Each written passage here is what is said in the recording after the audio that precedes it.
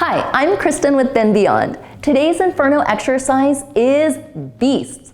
Beasts are a simple yet so effective exercise to bring awareness to your core and strengthen all of your powerhouse muscles. There are endless variations for the beast, but whether you're doing the standard beast or one of the many variations, form is key. Let's go take a closer look.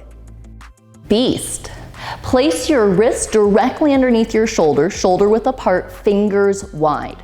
Curl your toes under and pop your knees just 1 or 2 inches up off the ground. Now zip up your internal corset. Pull your lower belly in throughout and practice that lateral Pilates breath. Breathe into the rib cage rather than the abdomen.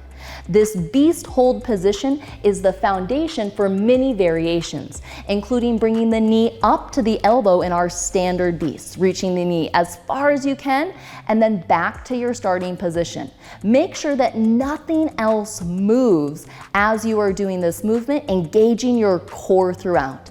A couple things we see often in beast is bringing the shoulders behind the wrists, so hands too far in front, or shoulders past the wrists, too far forward. Also collapsing in the shoulder retraction. Instead, push away from the floor the entire time, wide across the shoulder blades. Also, bringing the hips too high or straightening the legs. Make sure that your hips are level with your shoulders throughout and that knees always return to right below your hips. As you get the form in the standard beast, you can try variations like beast walkouts, letting nothing else move and stepping 1 foot back then the other to plank, and then right back to your beast position. Notice here again the alignment, knees underneath hips. Stepping back to plank, and then right back to your beast hold. Another fun one is beast fire hydrants. Without letting anything else move, getting into that gluteus medius, lifting one knee up only as far as you can, keeping the alignment in the hips.